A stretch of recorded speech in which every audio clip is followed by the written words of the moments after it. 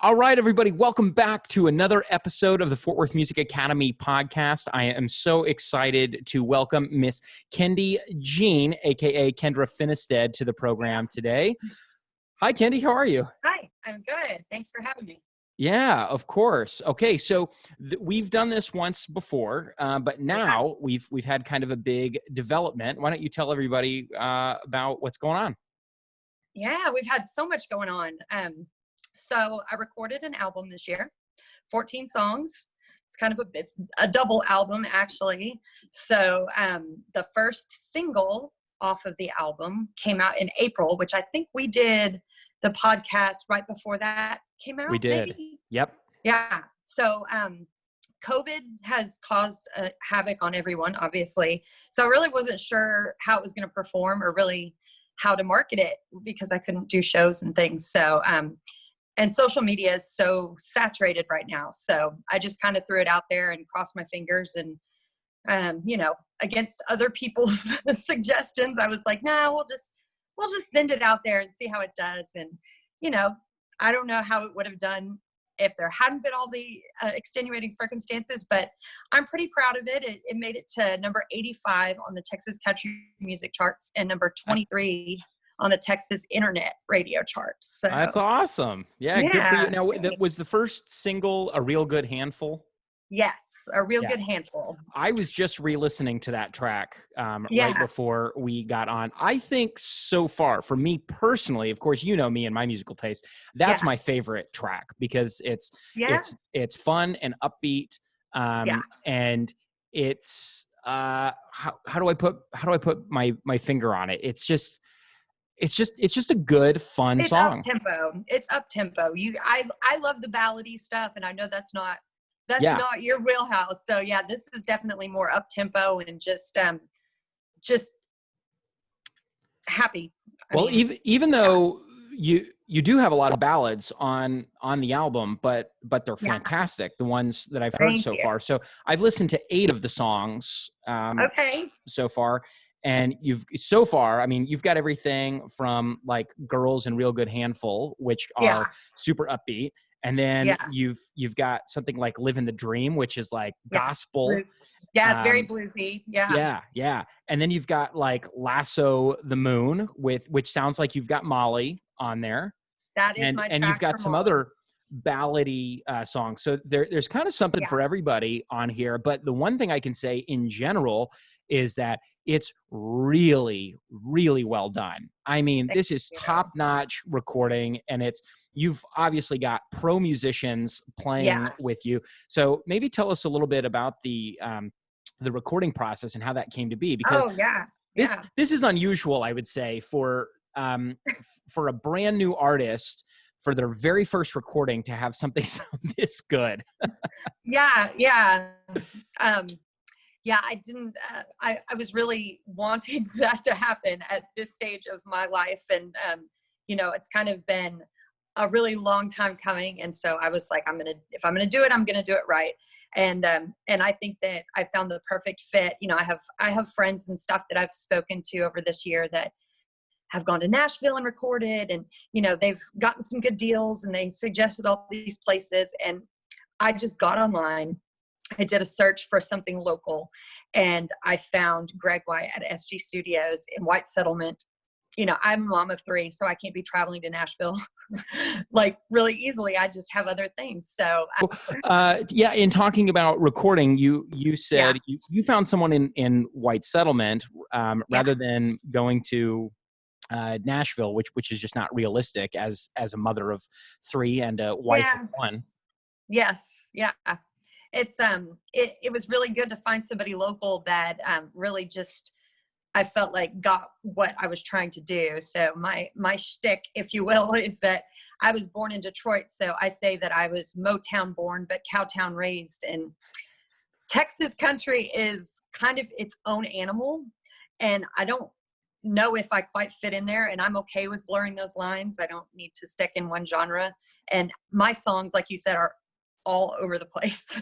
So I think Greg just really got what I needed to do, and he really listened and seemed like a really good fit, and ended up being fantastic. So Yeah, I was and really I excited. agree. And it's like to have it's a good reminder that if we look hard enough, we don't have to go to LA or New York or Yeah. Nashville. All of the talent is right Oh here. yeah. Yeah. And so that's incredible. And it Yeah. seems like he really took, I mean, I think even though you think your songs are all over the place, I think they have, Yeah.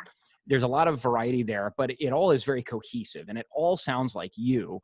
Yeah. And it sounds like with Greg, you found somebody who was able to really kind of channel all of that and Yeah. further just make it one kind of complete thing.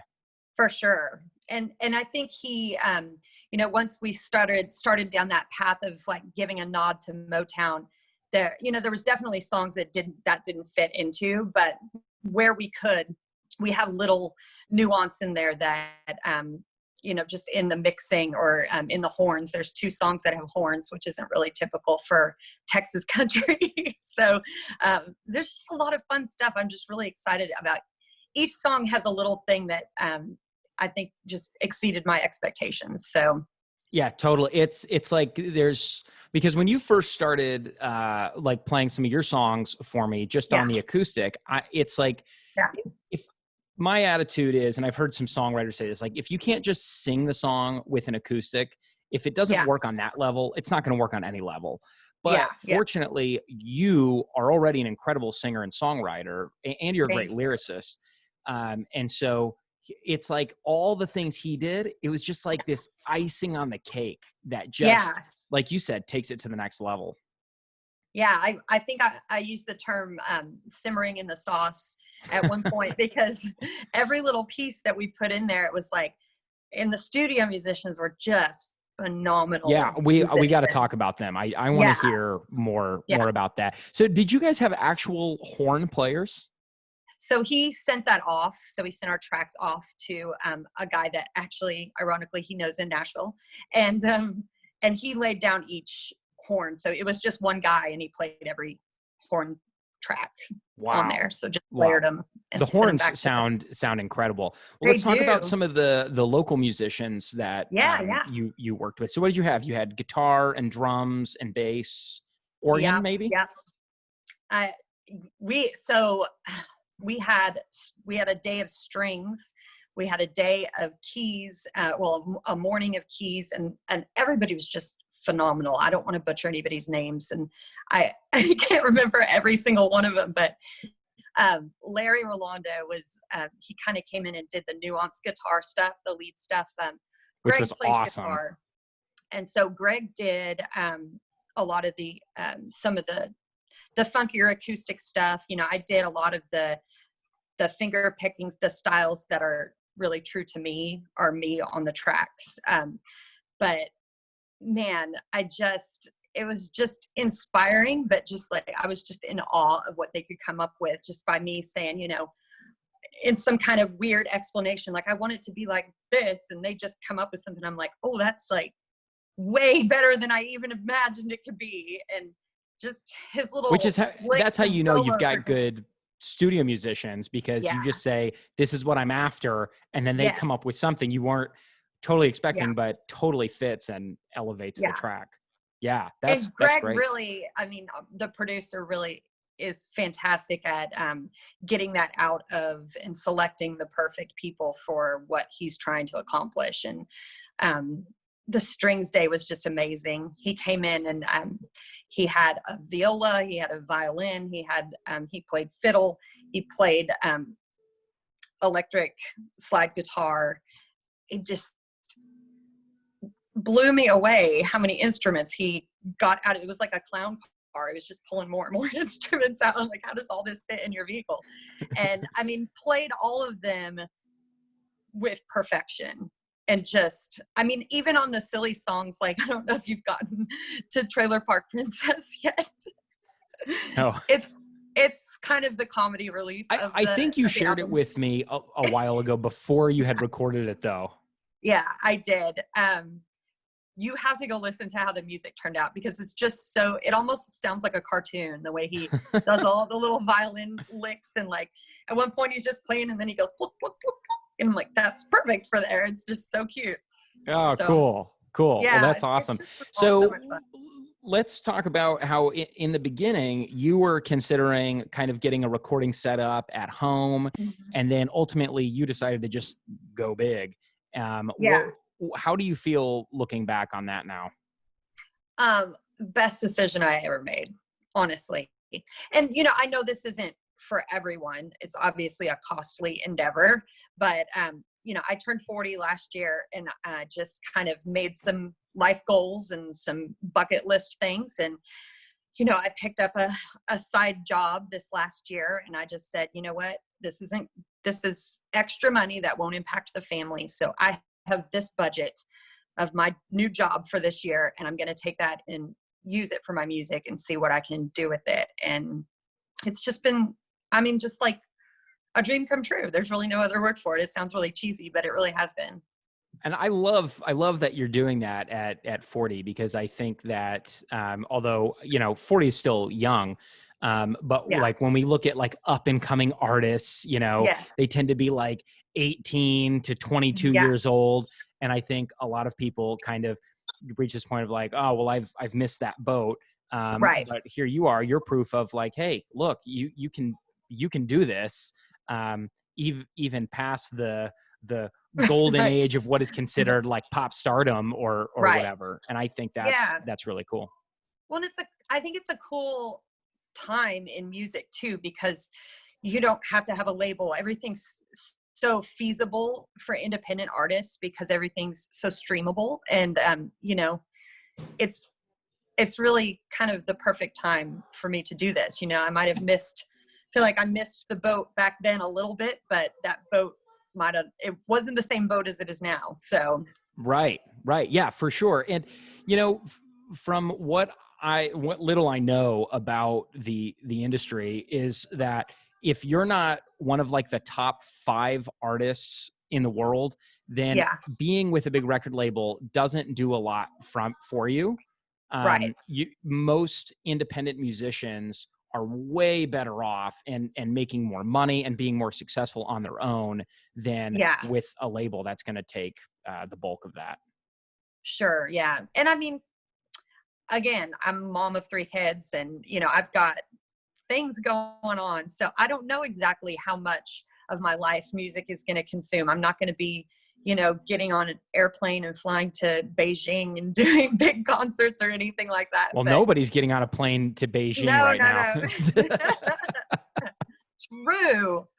Yeah. But, I think it's right in my comfort zone. I'm just kind of feeling it out as I go. And, Long and I have been doing a lot of performances. And so we've been gigging, and we've added in other musicians. So we've got a lot more full band gigs now, which is just really fun for me because I've never gotten to have a band behind me. And so this is kind of new and fun, and I'm digging it. Yeah, yeah. So, well, let's talk about a little bit about the live performances, because I mean, you were ramping up just as the COVID I stuff started know. breaking I out. had just shed my nerves like for the first time ever.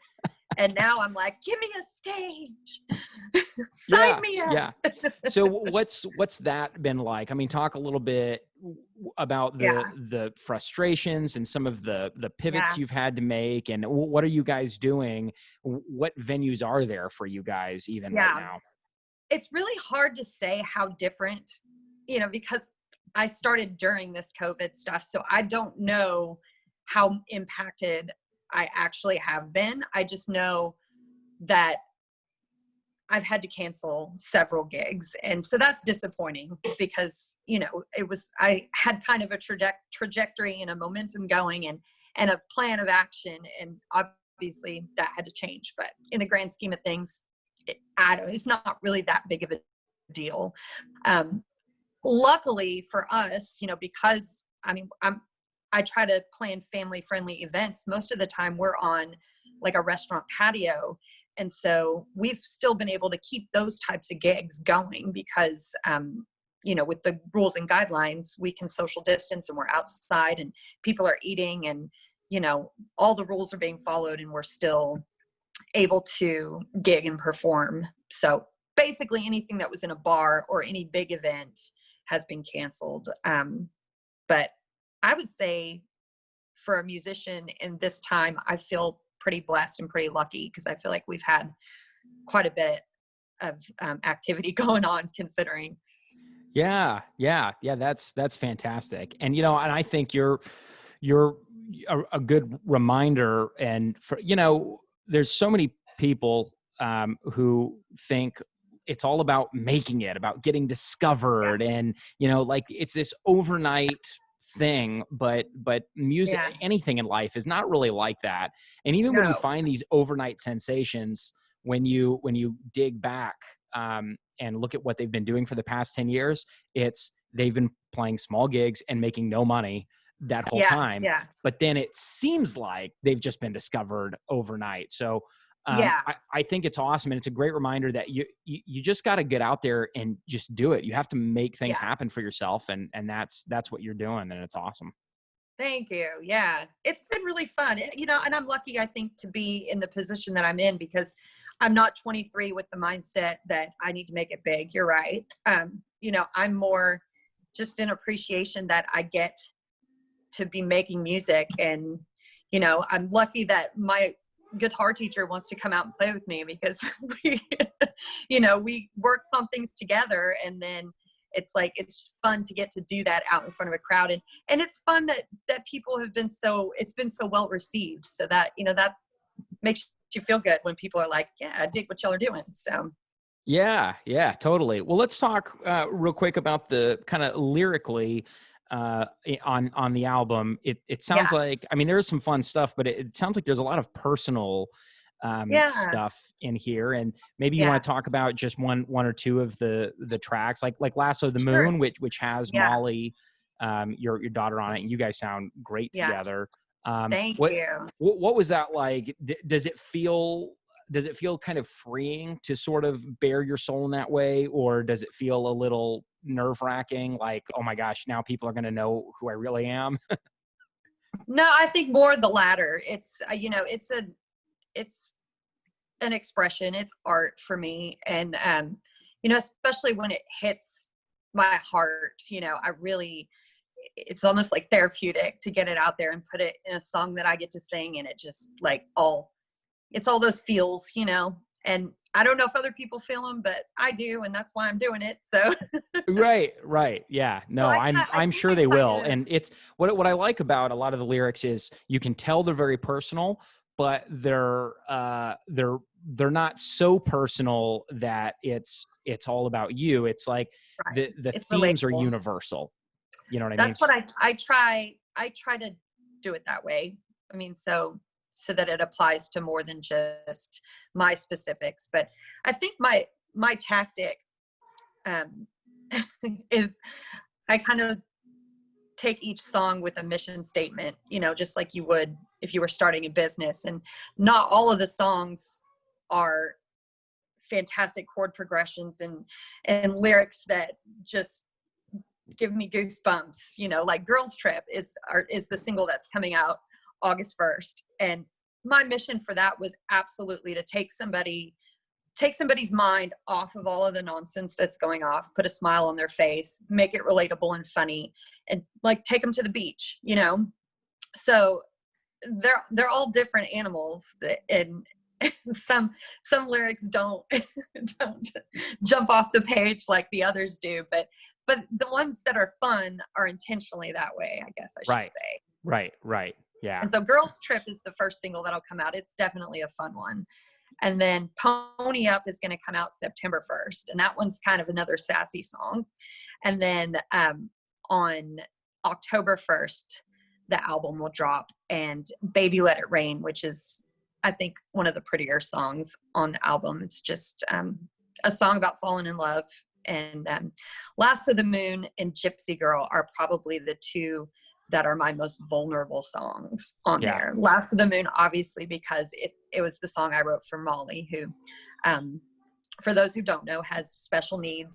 And we've had lots of trials and tribulations with her. And it's just my song to her. It's kind of a lullaby-ish song. And then she gets to sing on the track with me. And just, the studio day we were in there, I looked down and she had her cell phone in her hand. And my middle son Foster was texting her, "How are you doing?" And she texted back, "Just nailed my vocals." I love it.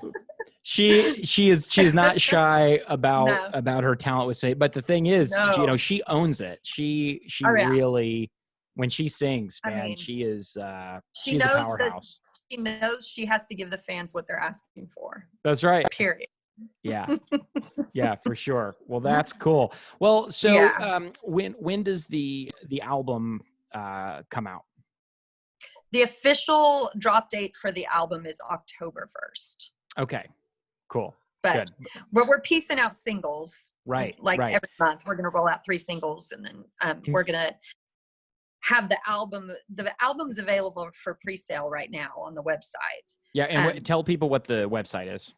yeah, it's Kendi with an I, Kendi, jeanmusic.com. And you can pre-order the CDs right now up until August 1st. They're $10. Once the singles start dropping, they're going to go up to 20 because it's a double album. So, Yeah. Yeah. I mean, it's Cool. 14 songs. So, and then we're kind of, I'm not a business person. So my distributor is, kind of guiding me through how to do the streaming stuff. And so in the way that they have it rolling out is a single at a time. And then in October for the streaming, only streaming, it'll be volume 1. So it'll be 7 songs. And then probably spring we'll start rolling out the other half. Yeah. That's just streaming. Cool. So you can get it. You can get the album on CD. So it's available, but that's just how we're doing it with the streaming. Well, it's like you're taking the Henry Ford model approach, which is it's not about being the smartest person in the room, but being smart enough to surround yourself with people who are smarter than you. And like you do, you do what you do, and only you can do that. But then instead of you trying to learn all these new skills about recording and marketing, and you're finding other people who are the best at that, and all together it comes together to be this well-oiled machine. I'm hoping so. That's the plan. Yeah, cool. Well, good. Well, we'll have to. I think we're just gonna have to do like quarterly check-ins on the podcast and continue to watch watch your growth as an artist and a musician businesswoman. Yes. Yeah. Yeah, cool. Well, this is great. Well, thank you, Kendi, for being here with us today. Thank you. And you guys got to check out the music, KendiJeanMusic.com. You can also find her on Instagram. What's your Instagram handle? Kendi Jean Music. Easy. Good. It's easy. Facebook, Instagram, everything's Kendi Jean Music. So cool. And then everybody can pre-order the album on your website. And then is it available for like digital sale on iTunes and that kind of thing? No, all the streaming will start kind of trickling out. So right now, a real good handful is available, and it's out on Spotify and all the streaming. And then August 1st, it'll be Girls Trip that comes out. So, but cool. Yeah, physical CDs are the place to be right now if you want to hear all 14 songs. And awesome. And we're going to have them live at gigs, and there'll be some exclusive things at each gig. And so we're doing some fun things. So if you, and you also have some really great merch, as evidenced by my hat. For those that are watching the video, you can actually see I've kind of sweat through it a little bit. I'm gonna have to order a new one. But I love this hat. I love the color, and then of course Long's got the black one. But I tell you what, you did not hold back with your merchandise. No, they did a really good job. I used that skinny armadillo here in Fort Worth. Oh, no kidding. Okay, cool. Yeah, because this is definitely of much higher quality than, I mean, I hate to rag on my girl, Carly Rae, but this is way nicer than my Carly Rae Jepsen hat. Yeah, they're nice hats, and the shirts are really nice too. They're just the really soft shirts. So. Oh, I like those. I like that. I'll have to bring you one. Okay, cool. Cool. Awesome. Well, good deal. Well, thanks again for being here, Kendi. Yes, and we look forward to hearing more from you. Thank you. I appreciate it.